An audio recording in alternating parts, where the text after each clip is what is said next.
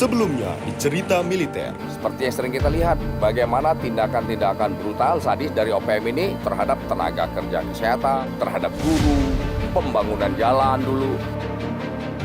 Konflik yang terjadi di Intan Jaya perlahan meredam berkat aksi dan penjagaan prajurit TNI. Perjuangan tidak berhenti di situ saja. TNI selalu memiliki dedikasi yang dapat dirasakan masyarakat Papua. Koops Habema ini adalah komando operasi yang dibentuk oleh Bapak Panglima TNI untuk melaksanakan tugas di Papua. Nah, tupoksinya tentu menciptakan keamanan di wilayah Papua ini agar pembangunan di Papua bisa dilaksanakan dengan baik. Kali ini, tim Cerita Militer secara eksklusif akan merasakan langsung bagaimana dedikasi yang diberikan TNI untuk masyarakat Papua, khususnya di Intan Jaya.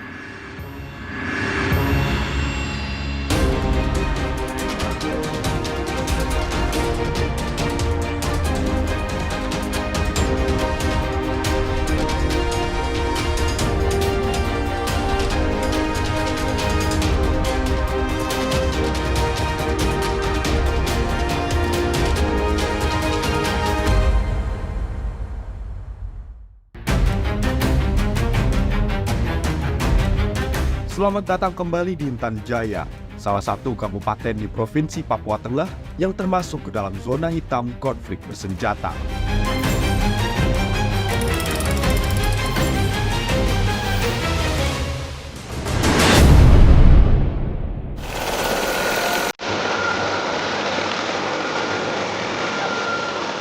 Tim Cerita Militer memiliki misi untuk melihat langsung bagaimana kondisi yang sebenarnya terjadi di Intan Jaya, bagaimana pengamanannya, serta bagaimana program yang dikembangkan di sana. Di ujung timur negeri Indonesia ini, terhampar tanah yang luar biasa. Namun ketegangan yang kami rasakan tetap melanda. Papua yang seharusnya damai, terkoyak oleh konflik.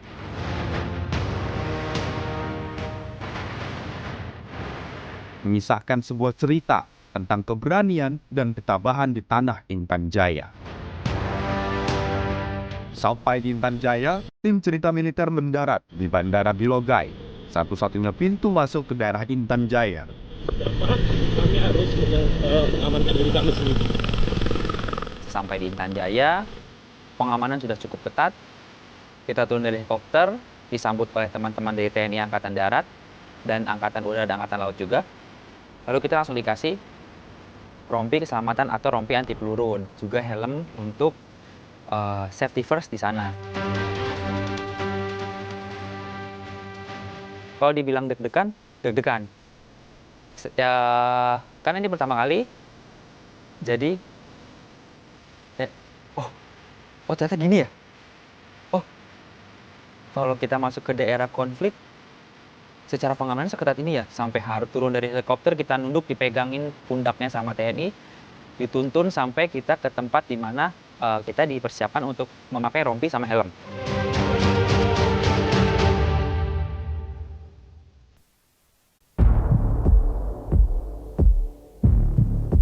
Di atas tingginya pegunungan Papua, Bandara Bilogai berdiri sebagai gerbang bagi dunia luar. Sebuah titik harapan di tengah tanah yang diterpa badai konflik. Di sanalah, para prajurit Kopasgat menjaga dengan penuh semangat dan kesetiaan.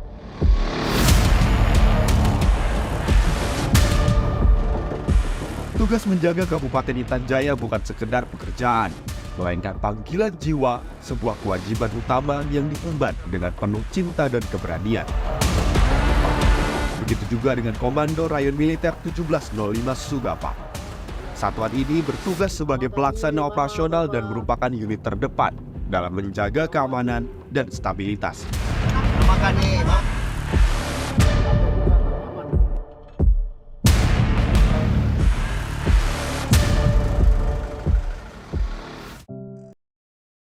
Ini adalah daerah yang sangat berdekatan dengan masyarakat. Kanan kiri dan kanan kirinya tidak ada batasan apapun. Dan Babinsa bertugas di Koramil ini. Mereka yang bekerja secara teritorial, yang berdekatan dengan masyarakat, yang paling tahu apa yang dibutuhkan oleh masyarakat sekitar, dan mereka yang bisa merespon dengan cepat dan nanti akan dikomunikasikan lagi dengan dandim mereka bertugas. Dan saat ini saya sudah bersama dengan Dan Ramil. Halo Bang, apa kabar Bang? Kabar baik. Siap. Bang Eben ini dan Ramil di sini yang bertugas menjadi komandan yang menjaga anggota-anggotanya bertugas di Koramil ini sendiri.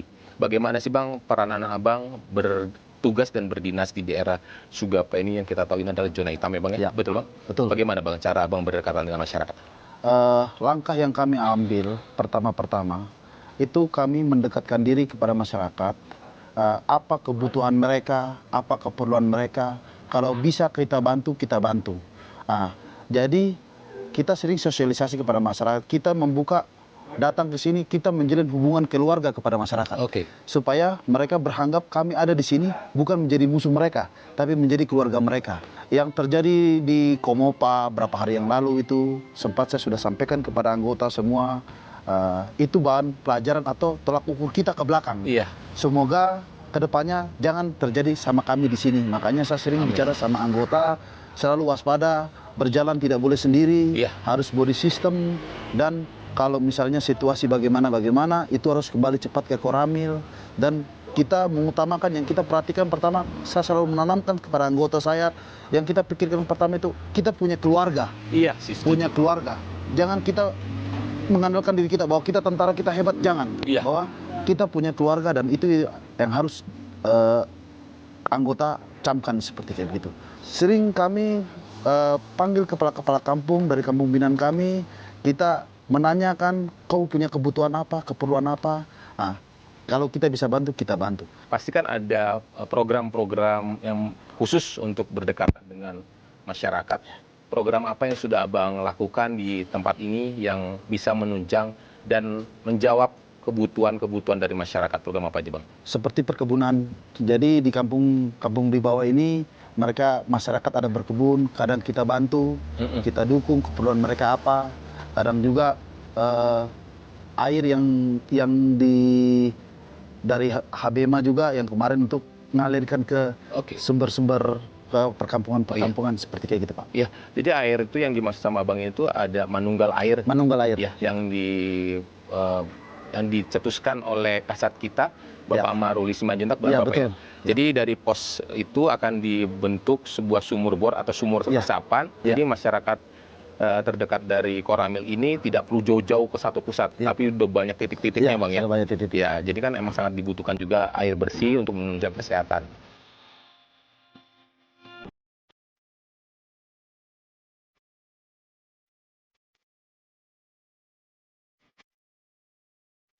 Di luar markas Koramil terdapat kios-kios yang dikelola oleh warga setempat.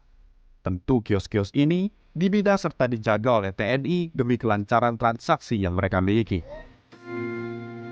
Di tanah Papua yang kaya akan keindahan alam, tersembunyi realitas yang pahit, yakni perekonomian yang mahal dan sulit. Di Intan Jaya sendiri, setiap barang dan jasa memiliki harga yang melambung tinggi, membuat kehidupan menjadi perjuangan tersendiri bagi penduduk setempat. Bayangkan saja, satu botol air mineral mampu mencapai 50.000, minyak 5 liter menyentuh 240.000. Hal ini dikarenakan akses yang diperlukan untuk mendatangkan barang-barang tersebut hanya melalui jalur udara, yang mana biaya yang dikeluarkan tentu tidak murah.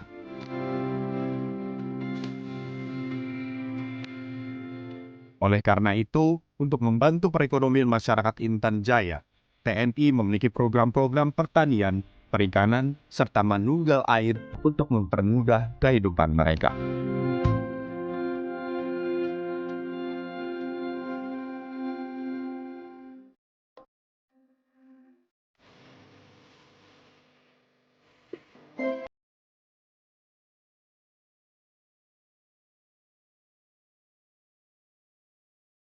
Ingin miliki official merchandise dari program Cerita Militer? Jawab pertanyaan berikut. Tulis jawabanmu di Instagram Cerita Militer.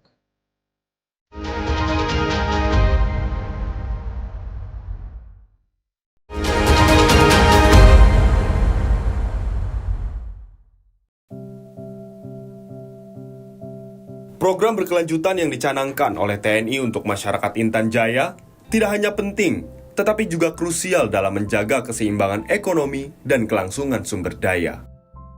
Secara keseluruhan, program-program ini adalah kunci untuk memastikan bahwa kita hidup selaras antara manusia dengan alam. Saya dan tim Cerita Militer melihat langsung apa saja yang sudah dilakukan oleh TNI di Poskodim Persiapan. Program-program TNI itu harus tetap berjalan karena program-program ini itu berguna sekali untuk masyarakat di sekitar Satgas ini bertugas. Program-program ini dicetuskan oleh Jenderal TNI Maruli Simanjuntak. Beliau dari zaman di NTT sudah manunggal air, saat beliau menjadi Pangkostrat pun sudah banyak sekali program-program manunggal air itu tidak pernah berhenti. Begitu juga dengan Bapak Pangkogap Wilhan, Letjen TNI Richard Tampo-Bolon yang bekerja sama dengan Kasat dan Bapak Panglima TNI, program itu tidak boleh berhenti. Kan di sini kan ada banyak sekali masyarakat yang datang, ya kan? Masyarakat tuh butuh Kodim Persiapan ini untuk kayak belajar bercocok tanam dan bertani, Bang. Bagaimana bisa TNI ini mengatasi permasalahan-permasalahan yang ada di sini? Karena kan ini sangat dekat sekali dengan PM. Kanan kiri kita tidak tahu apa yang terjadi. Bagaimana menjamin masyarakat yang ke sini datang itu aman? Jadi begini Bang Victor, jadi selain kita melaksanakan kegiatan taktis, kita juga melaksanakan teritorial tapi secara taktis. Oke. Jadi tetap keamanan, faktor keamanan itu diutamakan, kemudian pos-pos jaga juga ada. Jadi saat masyarakat datang, kita memberikan ilmu, kemudian kadang juga memberikan bibit. Jadi apa yang dibutuhkan masyarakat, apa yang kesulitan yang dirasakan masyarakat, kita coba bantu. Oke. Di Poskodim Persiapan ini. Tadi juga saya baru nyampe sini, saya lihat Abang langsung respon mama-mama. Ternyata mama-mama itu butuh bantuan untuk kesehatan ya? Betul. Tadi itu mau kemana mama-mama tadi? Tadi rencananya mau ke puskesmas, cuma jarak dari sini ke puskesmas itu cukup jauh. Oh. Jadi kebetulan kita ada tenaga kesehatan juga, jadi mama-mama atau masyarakat Papua bisa berobat juga di pos kami. Oke, jadi itu sebenarnya di pos-pos itu tuh, di semua pos tuh ada untuk kesehatan dari TNI, karena masyarakat-masyarakat di sini tuh terlalu jauh ya jaraknya. Jadi kalau mereka kebutuhannya sangat mendesak tuh tidak mungkin. Jadi teman-teman kita dari TNI itu selalu siap apapun yang mereka butuhkan, dari kesehatan, pendidikan, bahkan dari pertanian dan peternakan pun TNI kita bisa gitu. Jadi yang saya bilang kemarin, kalau tidak pakai hati susah. Ya Mama. Nah, sudah sehat Mama? Segera sehat Mama ya. Ya. Salam hormat Mama. Ya, aku boleh ke dalam? Boleh sekali ya Bang Victor, kita main ke dalam.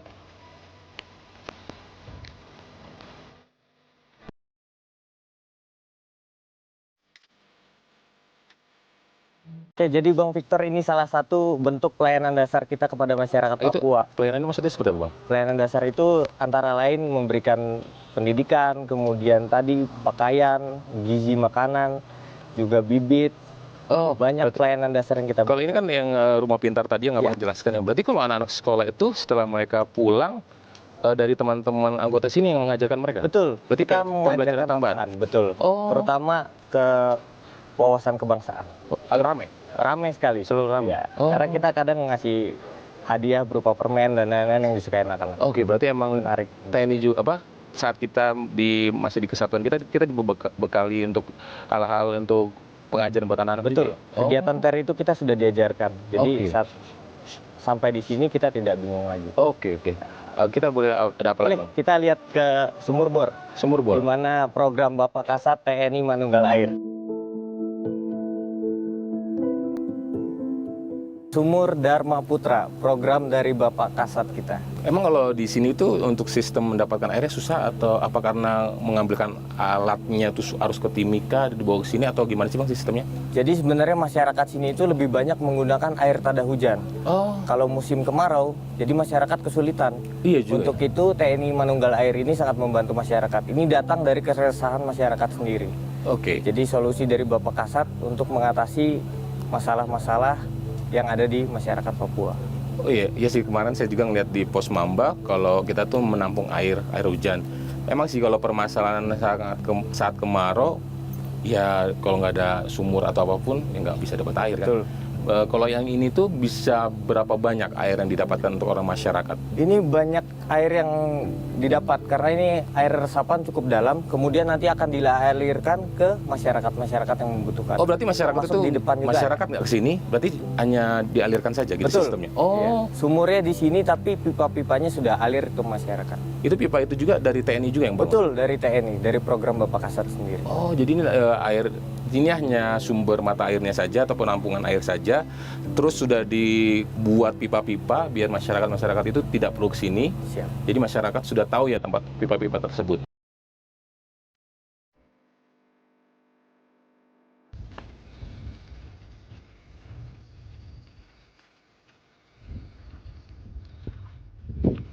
Yo, hati-hati di jalan Bapak ya. Kalau tidak ada air ini sangatlah kasihan untuk warga Papua karena air ini adalah sumber utama untuk kehidupan kita. Kalau tidak ada air, mungkin kita susah lah untuk sehat. Jadinya kalau ada program air itu bisa diluaskan lagi, sangatlah luar biasa. Jadi tidak terbatas. Jadi orang-orang yang jauh-jauh itu bisa mendekat untuk ngambil air, tidak perlu lagi harus jalan kaki, membawa ini air sangat berat, itu tidak perlu lagi.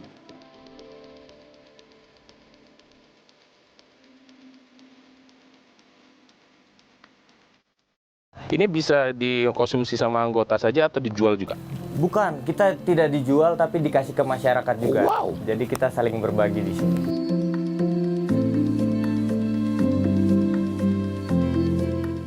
Ini juga sebenarnya bisa jadi sarana untuk menghilang kebosanan ya. Betul. Karena kan menghilangkan internet kejenuhan. Karena kan internet juga di sini sangat susah ya. Iya, betul. Jadi tuh internet di sini itu kalau sudah malam itu susah. Betul. Ya. Tapi disediakan juga internet oleh Satgas ya di sini. Tapi vouchernya harus memiliki voucher dan itu cukup mahal. Tadi saya dapat 3 giga harus membayar 100.000. Jadi kalau dengan mancing-mancing di sini bisa menghilangkan rasa kejenuhan. Nah, kalau bibitnya dapat dari mana? Bibitnya kita pesan dari bawah, baru kita pelihara di sini. Kita besarkan, kita kembang biakan. Bawah itu maksudnya dari Timika? Betul. Kita pesan dari Timika, diantar ke atas, kemudian baru kita pelihara, kita kembang biakan di sini.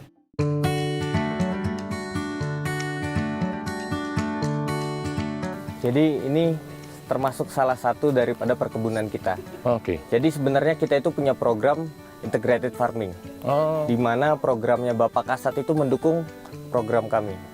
Jadi air mendukung berkaitan dengan perkebunan sama perikanan, maupun peternakan. Jadi saling berkaitan. Iya sih ya. Dan kebetulan juga cuaca di sini sangat mendukung juga ya. Betul. Untuk kita berkebun. Nah, kalau di sini Bang, tanaman apa aja Bang yang ada Bang? Sini banyak banget. Kita ada tanam kol, kemudian singkong, ubi, ada juga tanaman ketimun, ada stroberi yang tadi Iya, kita di depan lihat. ada stroberi Iya, ya. betul banget. Nah, Dan kalau banyak lainnya. Kalau ini juga diberikan secara cuma-cuma dengan masyarakat juga atau Betul. dimakan juga oleh anggota? Jadi untuk tanaman sendiri itu selain bibitnya, cara pengolahannya, perawatannya sampai panennya juga kita kasih ke masyarakat. Apa sih halangan dan rintangan Abang untuk ini kan pertanian, perkebunan itu kan pasti ada halangannya. Apa sih Bang yang Abang temukan? Tentunya banyak gangguan karena sini merupakan zona hitam, banyak gangguan, banyak ancaman. Cuma kita tidak gentar, tetap melaksanakan hal-hal tersebut. Oke, untuk bibitnya ini tetap naik pesawat juga? Bibitnya semua naik pesawat. Cuma kita memang udah bawa dari awal. Oh, dari Sudah kita awal siapkan dari Satgas awal. itu Betul. sudah membawa bibit. Betul. Karena emang sudah ada program ya? Betul. Oke, programnya bukan dibentuk di sini ya? Iya, tapi sudah dari awal kita rencanakan memang. Ada apa lagi Bang? Kita ke peternakan babi. Oh, oke. Jadi ini dia Bang Victor, rumah peternakan babi. Kenapa Bang harus babi Bang? Karena di sini itu punya keunikan sendiri karena dijadikan sebagai adat. Oh, ini adat batu ya? Ya, bakar batu salah satunya. Oh, adat bakar batu ya, Betul. adat bakar batu. Nah, kayak yang kemarin dilaksanakan itu termasuk salah satu adat mereka. Itu menggunakan hewan babi. Itu peliharaan dari ini? Betul, kita dari babi kita. Yang kita pelihara itulah yang kita bawa untuk bakar batu. Untuk gunakan yang bakar batu tadi. Betul, untuk masyarakat. Ini juga babinya pasti dari naik pesawat dan atau helikopter? Betul, awalnya dari naik pesawat, baru dibawa dari Sugapa, dari Timika ke Sugapa. Tapi masih ada kendala, apalagi sekarang ini lagi ada pandemi, di mana babi ini banyak yang mati secara tiba-tiba karena penyakit. Ini beruntungnya kami tidak ada yang terkena penyakit, aman, masih besar sampai sekarang. Oh, apakah gara-gara pandemi tersebut jadi mempengaruhi tingkat harganya babi ini sangat mahal? Betul sekali, karena semakin langka babi ini karena banyak babi yang tidak ada, sedangkan masyarakat butuh untuk adat dan lain-lain, akhirnya harga babi ini melonjak naik. Untuk itu kita pelihara babi ini juga sebagai solusi untuk masyarakat. Iya, bahkan tuh harga satu babi yang kemarin kita ikutin adat bakar batu, yang ukurannya ini lebih besar, itu udah 30 juta sampai 40 juta satu ekor. Itu kurang lebih beratnya mungkin 20 kilo ya. Betul. Itu seharga 30 juta sampai 40 juta. Nah, kalau ini kira-kira berapa kalau di sini? Ini kita belum pernah tanya sih mengenai harganya karena kita tidak berniat. Ya pasti lebih dari ya 50 lah ya. Ya, kemungkinan seperti itu. Karena dari bobotnya saja sudah besar sekali. Iya sih, besar banget. Selain ternak babi katanya juga ada yang lain Bang ya? Tapi katanya Bang Victor mau nyoba masuk. Boleh, aja saya masuk. coba naik boleh. Terus ada ternak apa Ada lagi, Bang? ternak ayam sama Ayam sama kelinci ya. Nah, itu entok juga ayam, kelinci itu juga dikonsumsi atau diberi juga sama masyarakat. Jadi bisa kita beri bibitnya juga ke masyarakat, bisa juga beberapa kali kita kasih sudah jadi siap makan. Oh, oke. Berarti itu juga nanti salah satu yang untuk diberi ke masyarakat, ada acara adat juga ya. Betul. Karena kemarin saya lihat juga ada ayam juga. Jadinya emang sudah dipisah gitu Bang ya. Lubangnya untuk lubang yang ayam Sama dan yang babi itu dipisah. Jadinya tidak perlu takut kalau itu haram dan pastinya halal.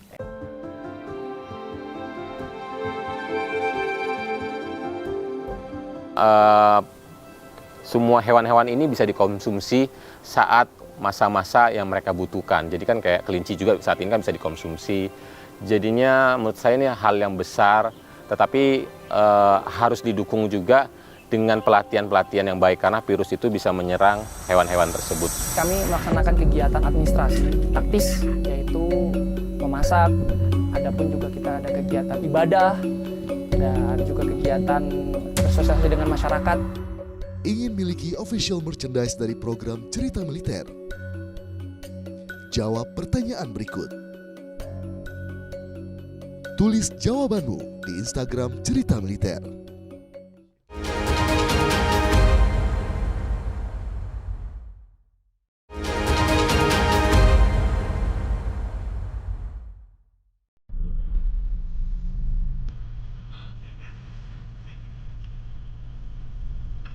Meliput Intan Jaya merupakan kebanggaan bagi kami tim Cerita Militer.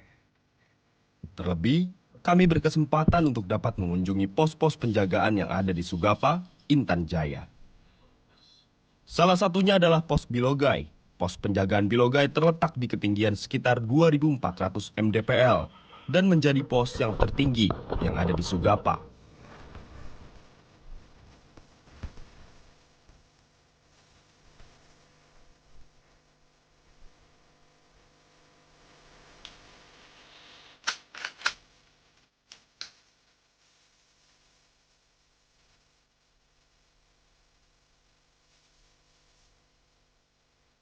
Saya sudah ada di pos Bilogai. Ini tingkat ketinggiannya kurang lebih 2.400. Nah, ini adalah pos penjagaan tertinggi atau kalau dibilang komandan ini adalah pos langit. Nanti kita bisa langsung ke atas, kita melihat ada apa saja di atas dan bagaimana kegiatan teman-teman ini menjaga keamanan di sekitar mereka. Kondisi geografis Bilogai yang berada di ketinggian membuat pos penjagaan ini memiliki tantangan tersendiri. Pasukan yang bertugas di sini harus beradaptasi dengan suhu yang lebih dingin, serta medan yang curam dan berbatu. Selain itu, akses menuju pos ini juga memerlukan perjalanan panjang dan melelahkan, baik dengan berjalan kaki maupun menggunakan kendaraan khusus. Bagaimana sih Bang keadaan pos penjagaan yang Abang jaga ini Bang? Bersosialisasi dengan masyarakat, di bawah apabila ada masyarakat yang lewat, kita membeli sayur dengan program dari batalan kami yaitu Rosita, dan juga pengobatan gratis. Ini adalah pos yang saya lihat sangat berbeda sekali karena saya di depan sana sebelum masuk ke gerbang sudah saya lihat ada pos kesehatan Bang. Emang di sini tuh masyarakat sering sekali datang untuk dicek kesehatan Bang? Di sini masyarakat datang dari kampung Becek atau Kota Baru dari atas sana. Jarak kurang lebih 5 kilo menuju ke kota. Biasanya masyarakat untuk menuju ke kota melewati pos kita. Yang paling sering dikeluhkan oleh masyarakat itu apa sih Bang untuk kesehatannya Bang? Kalau biasanya mereka itu sering demam ataupun badannya pegal-pegal, ada mungkin luka, sehingga kita biasanya pengobatannya menggunakan obat-obat yang parastamol dan obat-obat luka, perban dan segala macam, antibiotik untuk mengatasi luka tersebut. Pos Bilogai menjadi tempat para prajurit TNI mengukir kisah keberanian. Dalam keterbatasan, mereka menemukan kekuatan untuk berjuang. Jauh dari keluarga, adaptasi untuk bisa bertahan hidup, semua dilakukan untuk bangsa dan negara.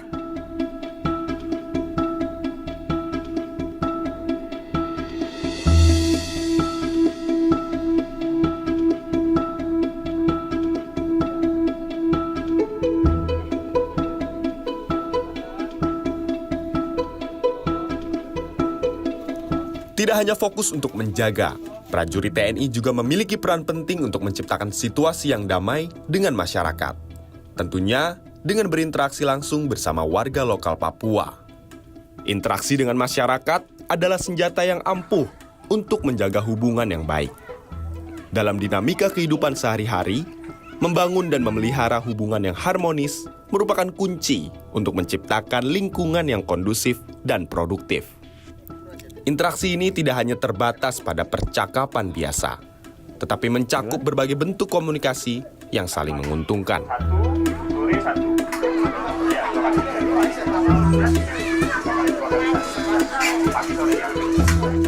Pentingnya interaksi prajurit TNI dengan warga Papua juga terlihat di wilayah distrik Homeo, yang masih masuk wilayah Kabupaten Intan Jaya. Pasca pengungsian akibat serangan OPM, masyarakat Homeo berinteraksi dengan para prajurit Korps Habema dalam pelaksanaan ibadah perdana di Gereja GKI Immanuel Pogapa pada hari Minggu, tanggal 19 Mei 2024 yang lalu. Mengucapkan terima kasih sebesar-besarnya kepada Satgaster Habema setelah 3 minggu mengungsi dan hari ini tanggal 19 bulan 5 tahun 2024 kumpul kembali dan ibadah bersama. Interaksi masyarakat dengan prajurit TNI juga nampak saat penyelenggaraan kegiatan gotong royong mendirikan sekolah lapangan yang diinisiasi oleh Korps Habema. Kegiatan ini sebagai upaya untuk melanjutkan proses belajar mengajar untuk anak-anak Homeo, mengingat dampak terbakarnya bangunan Sekolah Dasar Negeri Impres Pogapa pada awal Mei yang lalu. Gotong royong diawali dengan pembersihan puing-puing bekas kebakaran dan dilanjutkan dengan pemasangan tenda TNI sebagai bangunan fisik sekolah. Setelah rutinitas kehidupan berjalan normal kembali, masyarakat Homeo telah memulai roda perekonomiannya dengan berjualan hasil tani. Aktivitas jual hasil tani ini telah menarik perhatian Korps Habema melalui program Rosita atau Borong Hasil Tani. Dalam program tersebut, prajurit TNI berinteraksi dengan para warga, dan selanjutnya membeli serta memborong habis jualan masyarakat. Program Rosita ini selain untuk memenuhi kebutuhan makan sehari-hari para prajurit, juga dilakukan oleh Korps Habema untuk membantu kesulitan masyarakat dalam meningkatkan perekonomian warga Papua. Warga Indonesia dari Sabang sampai Merauke itu tadi harus tahu bagaimana kondisi di Intan Jaya.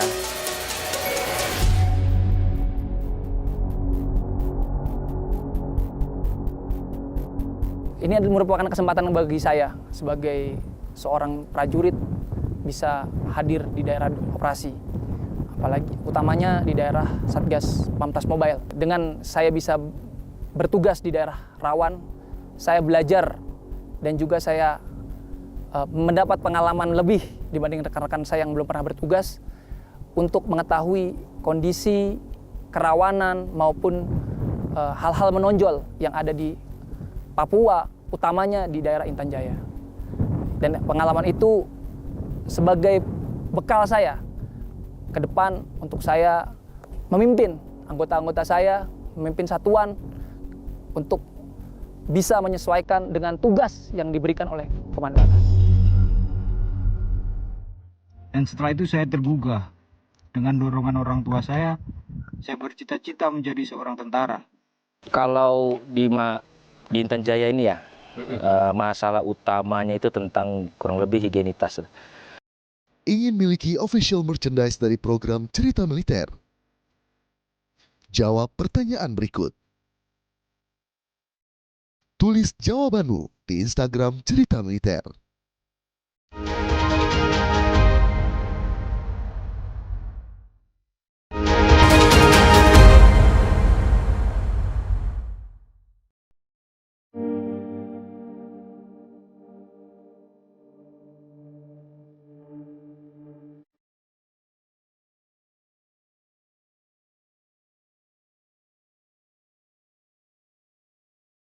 Nama saya Doni Budiargo, pangkat prajurit kepala, asal dari Lamongan. Saya Tamtama 2013.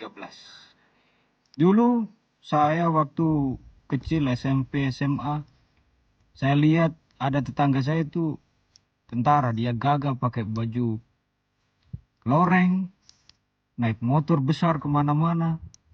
Itu yang habis itu dia membahagiakan kedua orang tuanya. Dan setelah itu saya tergugah.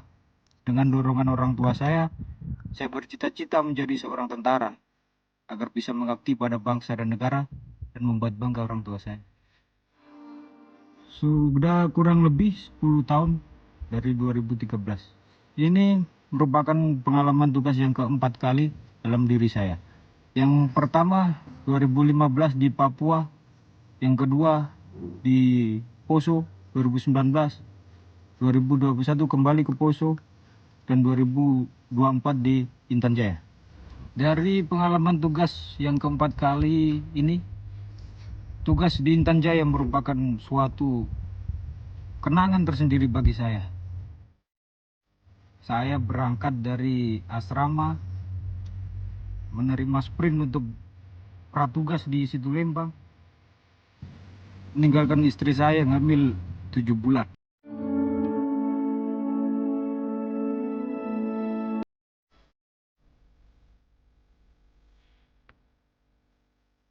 Setelah saya selesai di Situ Lembang, tidak ada kabar, tidak ada apa. Saya pasrahkan semua kepada orang tua saya dan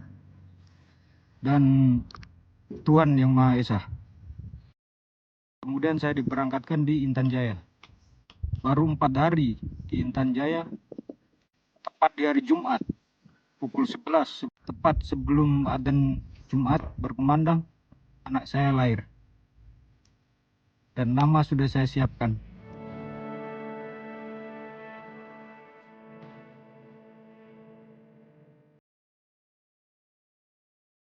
Saat itu saya melaksanakan pratugas di Situ Lembang.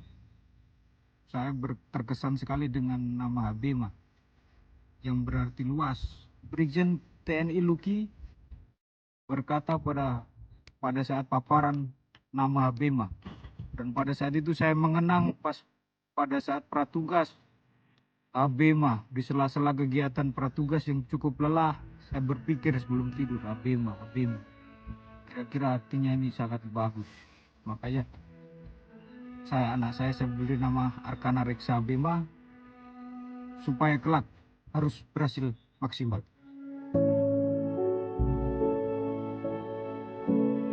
Tugas merupakan suatu kehormatan bagi seorang tentara.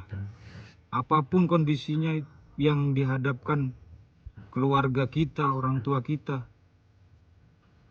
bahwa negara sudah mempercayakan kepada kita sebagai tentara untuk menjaga negara kesatuan Republik Indonesia. Dari pacaran sudah saya jelaskan itu, dan bahwa kalau jadi istri tentara selalu ditinggal, harus siap dalam kondisi apapun. Dari saya di Intan Jaya Sugapa ini untuk mengatasi rasa kangen saya, rasa ingin tahu tumbuh kembang anak saya berusaha menyempatkan waktu di sela-sela tugas saya, tetapi dengan tidak meninggalkan tugas dan tanggung jawab saya di sini. Saya juga tidak lengah di sini. Setelah waktu jaga, turun jaga, sebelum tidur saya sempatkan sekedar cari jaringan untuk tahu bagaimana anak saya.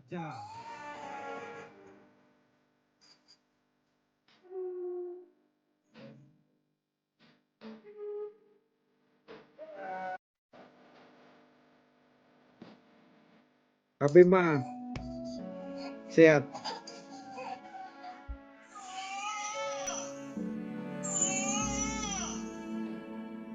Saya berharap anak saya sehat dengan ibunya, dengan keluarga di rumah.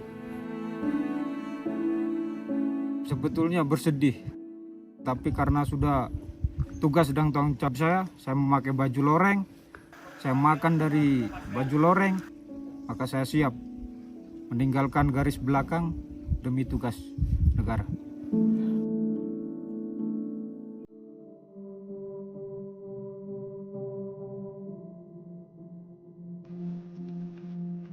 Kondisi pos penjagaan setiap satuan tugas TNI memiliki situasi dan karakteristik yang berbeda. Ada yang di atas ketinggian seperti pos Bilogai, ada yang khusus untuk persiapan, ada juga yang dekat dengan warga setempat. Pos J2 merupakan salah satu pos penjagaan yang dekat dengan pemukiman warga. Tim cerita militer berkesempatan untuk melihat dan berbicara langsung dengan Komandan Pos J2 di Intan Jaya. Halo Bang Pardana. Halo Mas Victor. Apa kabar Bang? Sehat, alhamdulillah. Bang Pardana di sini sudah 2 kali, sebelumnya di Kesatuan 501. Betul, dulu tahun 2021 sempat dapat tugas juga di daerah Intan Jaya sini, Mas. Oh, kalau boleh tahu J2 itu apa sih, Mas? J2 itu kalau menurut masyarakat sekitar sini, Mas Victor, itu dia berdasarkan 2 nama marga. Oke. Japugau, Janambani. Makanya diberi nama oleh satgas-satgas terdahulu Pos J2 namanya. Oh, berarti berdasarkan karena nama marga yang ada di lokasinya. Betul. Bang Perdana untuk bertugas ya. Ini kan situasi saat ini kan sangat berdekatan sekali dengan masyarakat. Aktivitas masyarakat juga bisa kita lihat. Untuk pengamanan di sini biar masyarakat itu bisa terjaga dengan aman, dan boleh jelaskan situasi saat ini itu seperti apa sih di sekitar pos ini? Baik Mas Victor, jadi kalau keadaan di pos J2 ini mungkin agak berbeda dengan pos-pos lainnya. Iya, betul. Karena kita benar-benar berhimpitan sama warga. Mungkin jarak berapa meter, 15 meter tuh sudah rumah warga. Bahkan ada honai juga yang kadang tidak ada orangnya, jadi kita perlu waspadai. Oke. Nah, untuk pengamanan sendiri yang jelas sama dengan pos lain, pasti kita taruh di titik-titik yang strategis atau yang rawan. Iya. Yang memungkinkan kira-kira kalau ada musuh masuk, semua kita taruh di titik-titik di situ. Nah, untuk sistemnya sendiri ada yang jaga 24 jam tuh, Mas. Oke. Tapi mereka gantian. Oke. Gantian, yang jelas 24 jam terisi. Nah, yang tidak jaga ini dia standby juga. Kan setiap pos itu disebut zona hitam ya, Bang ya. Mau di sini disebutnya zona hitam masih abu-abu? Benar, kalau di sini masuk zona hitam karena setiap ada gangguan di satgas sebelumnya sudah jaraknya dekat sekali, Mas. Contoh kayak misalnya di depan itu jarak 25 meter tembakan, di samping juga pernah, di belakang yang agak jauh karena dia turunan di bawah pernah terjadi juga gangguan. Kan untuk hampir 1 tahun lah kita satgas di sini. Bagaimana sih Bang Pardana dan anggota itu mengusir kebosanan? Pasti kan kalau tidak pintar-pintar kita beraktivitas di luar penjagaan pos, mungkin tingkat kebosanan itu selalu ada. Ada kegiatan apa aja sih, baik dari jasmani dan rohani itu sendiri? Baik Mas Victor, kalau untuk kebosanan, namanya tugas kan hampir 1 tahun. Iya. Pasti banyak waktu yang bisa digunakan untuk kegiatan lain selain jaga ya. Iya. Kalau di pos J2 ini biasanya karena kita punya lapangan voli di tengah, selain olahraga main voli, main bola takraw, atau kalau setelah kita yasinan biasanya tanya jawab konseling tentang rohani, atau yang belum bisa ngaji pun kita di sini buka tutor ngaji juga. Jadi dari anggota untuk anggota. Iya. Terima kasih Bang Pardana. Boleh nggak saya nanti ngeliat langsung aktivitas apa aja yang dilakukan oleh teman-teman Satgas di pos J2 ini? Oh siap, silakan Mas. Bisa. Nanti kita bawa keliling kalau mau. Ya siap Bang.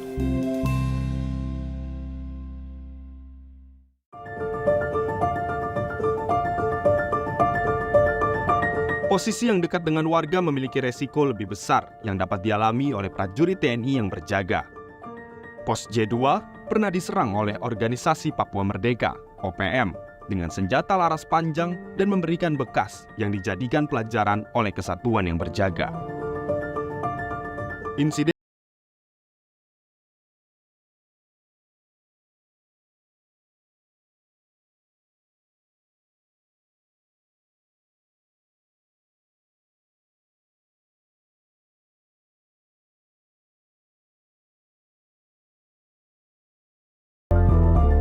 Papua dengan kekayaan alam yang melimpah dan keanekaragaman budaya menyimpan berbagai tantangan dalam bidang kesehatan. Salah satunya adalah kurangnya higienitas di kalangan masyarakat. Masalah ini menjadi perhatian serius bagi Tentara Nasional Indonesia yang turut berperan dalam upaya peningkatan kesejahteraan masyarakat di wilayah Papua, khususnya Kabupaten Intan Jaya. Tapi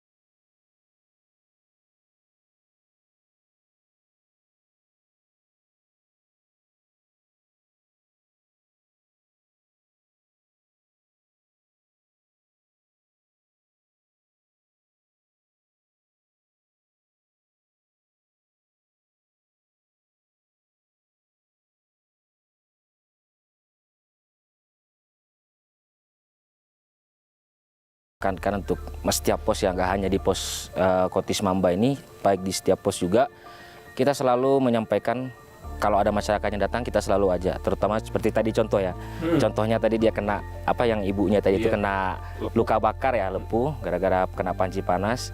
Itu biasanya kalau masyarakat sini datang itu pakai plastik dia. Nah kita pelan-pelan ajari. Biasanya mereka cuma nutup pakai plastik. Oh, kayak ibu ini, betul. Cuma bahaya kan? Bahaya sungguh, karena kan kotor ya. Iya. Jadi nggak ada higienitasnya, nggak terjaga. Jadi selama kita datang ke sini masyarakat itu kita ajari pelan-pelan.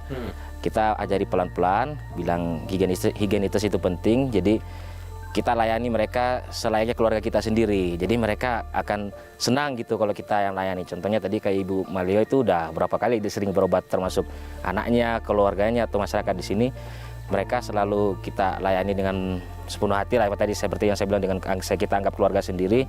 Akhirnya mungkin ya dengan melalui istilahnya ikatan seperti itu bisa membuat masyarakat itu percaya sama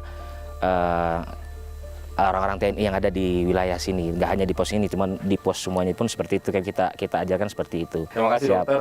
Oke. Semoga pasti kan di sini kan butuh sekali dokter. Ya, benar. Dan diharapkan dokter selalu sehat. Ya. Sudah banyak banget pasien dokter, ada yang kakinya sakit. Betul. Ada yang tadi ada yang luka bakar, bener. Ini tadi bisul. Ya, ada yang banyak sekali yang dibutuhkan oleh masyarakat. Betul sekali ya. Sehat selalu. Kalau nggak ada dokter mungkin akan lebih pusing lagi. Amin ya. Semoga lancar lah semuanya. Ini. Belum.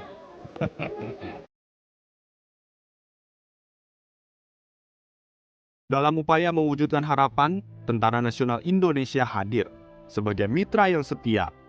Mereka tidak hanya sebagai penjaga keamanan, tetapi juga sahabat yang peduli. Di bawah bendera merah putih yang berkibar, TNI bekerja tanpa lelah, membantu masyarakat dari segi pendidikan, menyediakan layanan kesehatan, dan membantu pengembangan ekonomi lokal. Di Intan Jaya, di bawah langit biru yang luas di antara pegunungan yang megah, harapan masyarakat untuk hidup lebih baik tak pernah padam. Dengan semangat gotong royong dan bantuan dari TNI, mereka melangkah maju satu langkah demi satu langkah menuju masa depan yang mereka impikan.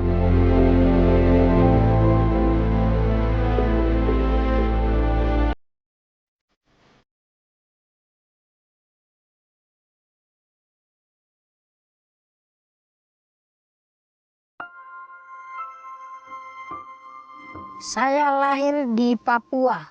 Saya juga tumbuh di Papua. Semua doa, harapan, dan cita-cita saya tertanam di Intan Jaya. Namun bahaya mengikuti kami, mengambil tumbuh kami. Tapi terima kasih kepada TNI. Mereka menjaga kami sepenuh hati. Karena harapan itu masih ada. Papua adalah Indonesia, dan Indonesia adalah Papua.